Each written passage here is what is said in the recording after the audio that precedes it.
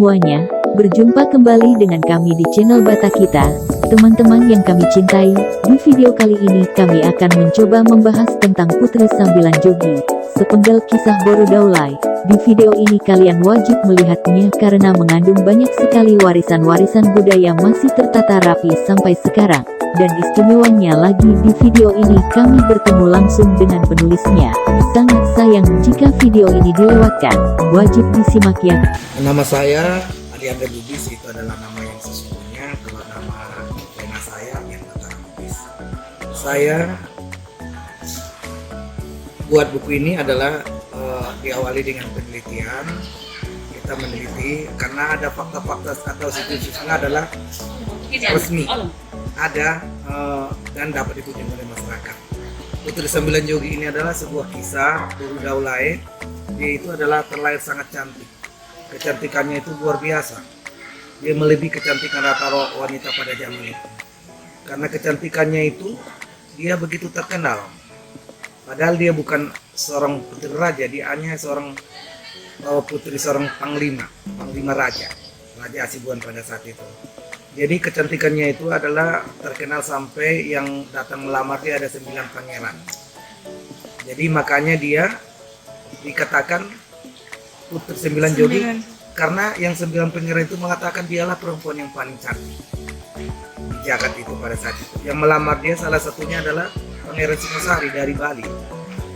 Datang ke tempat ini, ada Singa Maharaja ketiga, ada marga-marga yang dari Sedang Bedagai, ada dari Mandailing Julu, Mandailing Godang, ada Harap Mopang. Semuanya itu tidak berterima. Kenapa? Karena dia belum siap untuk jadi seorang istri. Dia belum siap karena usianya begitu masih relatif muda. Jadi sehingga lamaran itu adalah ditolak. Saking apanya karena ditolak itu 9 pangeran itu merasa dendam. Dendam itu bila mana ada yang diterima lamarannya itu, mereka itu mengadakan sebuah pertempuran lah, permusuhan lah. Itu diulang dari awal? Enggak, udah langsung. Udah bisa nanti dia. Jadi pada saat itu terjadilah dilema dalam dirinya itu. Dia itu adalah bingung siapa yang akan dipilih. Karena beruntung yang datang melamar dia itu. Belum habis kalau dia berpikir untuk diterima atau tidak, datang lagi apa? Sampai yang 9 itu. Jadi suatu saat dia diungsikan orang tuanya ke sebuah tempat yang dikatakan Padang Mendesa. Tujuan dia diungsikan itu supaya dia bisa lebih jernih berpikiran siapa kira-kira pangeran yang akan dipilihnya itu.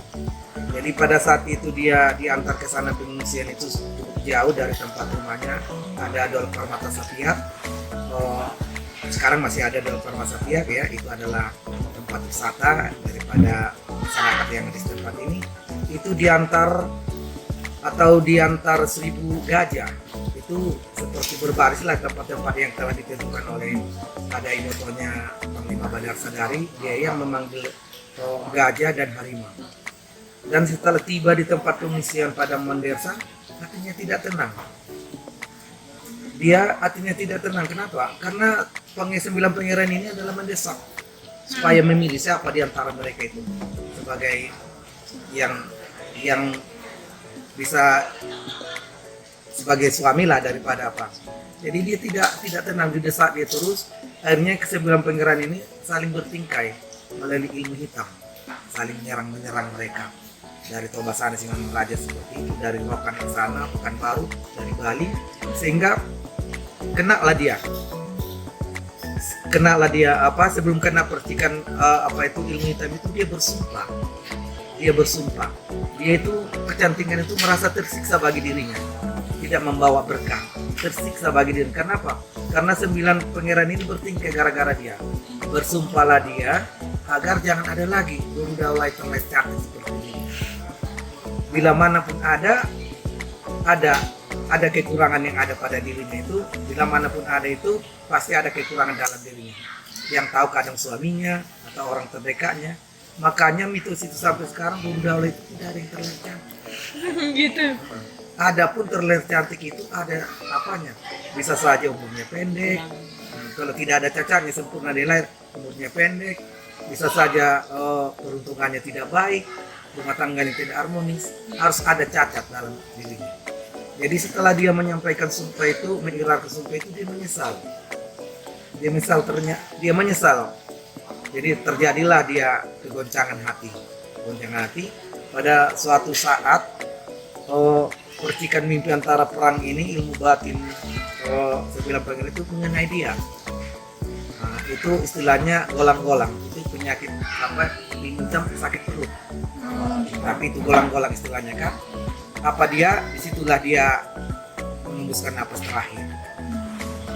Jadi dimakamkanlah, dia berwasiat dimakamkan di penghujung padang mendersa pada saat itu. Sekarang adalah pemakamannya di desa Sianiani. Sampai sekarang masih ada kuburannya. Jadi kalau mitos itu, kalau dilihat fakta sekarang, tidak ada lagi budaya yang terlalu cantik.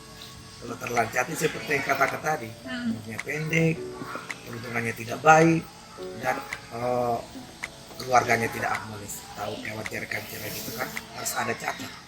Nah, jadi mitos itulah yang menarik bagi masyarakat sampai sekarang itu diteliti. Kalau kita lihat secara apa, secara ini bukan bisa saja fakta, ternyata kan memang betul-betul.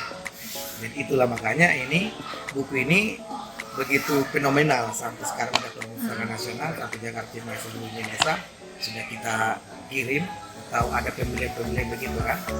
Ini dan untuk membuat buku ini adalah butuh beberapa tahun karena saya selalu berprasa. Saya adalah terakhir adalah sebagai kabak protokoler, saya bekerja 15 tahun sebagai protokoler bupati. Di saat itu saya masih bisa menyisakan ini untuk cerita bersembilan juga ini. Makanya pada saat sambutan daripada pejabat-pejabat Siananan koordinasi kepada saya juga senang, bangga, dan inilah giat literasi bagaimana daripada program pemerintah diwujudkan bukan saja di pusat, di daerah juga adalah kita bergerak untuk literasi untuk menuju visit Indonesia Air atau tahun kunjungan wisata termasuk ke daerah Kabupaten Padang. Terima kasih, itulah yang bisa saya sampaikan. Nah, gimana semuanya? Sudah lihat videonya belum? Sangat menarik bukan ceritanya? Apalagi secara langsung penulisnya menceritakan langsung alur ceritanya. Satu lagi yang tidak boleh ketinggalan, penulisnya juga menyampaikan pesan moral untuk kaum anak muda. Apakah itu? Penasaran kan? Ayo simak lagi videonya. Oke, untuk anak muda, yang pertama kita tanamkanlah dalam diri kita itu kita harus bisa berinovasi, bisa berkarya, jangan karya kata tapi adalah karya nyata. Supaya kita bisa jadi penulis yang andal itu kita harus suka membaca. Kalau tidak suka membaca ya referensi daripada apa kita itu minim sekali ya. Jadi kita suka membaca dan membaca itu dengan sendirinya banyak kosakata yang kita miliki. Untuk bahasa-bahasa apanya nanti sastra bisa keluar sendiri dari diri kita karena udah banyak kan perbandingan. Kalau saya itu banyak bahasa sastra yang saya ciptakan, kadang-kadang angin menelisik gitu kan. Nah, kadang-kadang sama menelisik itu membelah, mengapa berarti kan banyak konotasi yang tepat kita gunakan. Jadi saya buat alam ini saya lihat misalnya hujan. Kita lihat bagaimana hujan itu banyak kata hujan vertikal, dalam ilmu geografi kan, binai, rintik. Jadi hujan kadang-kadang lembut. Nah, jadi banyak bahasa-bahasa yang kita gunakan dalam satu kata aja hujan gitu kan. Jadi utamanya adalah kita harus gemar membaca dan gemar menulis. Andai kata sudah kita miliki yang dua itu, ada motivasi, pasti karya apa saja bisa kita lahirkan. Bukan hanya karya sastra, bisa jadi bentuk puisi, bisa jadi karya-karya buku yang lain. Semoga video penjelasan kali ini bermanfaat buat kalian. Jangan lupa tekan tombol like, subscribe-nya dan nyalakan notifikasinya serta share dan komen. Bagikan linknya ke teman-teman MU yang ada di sosial media juga ya. Terima kasih banyak telah menonton channel ini.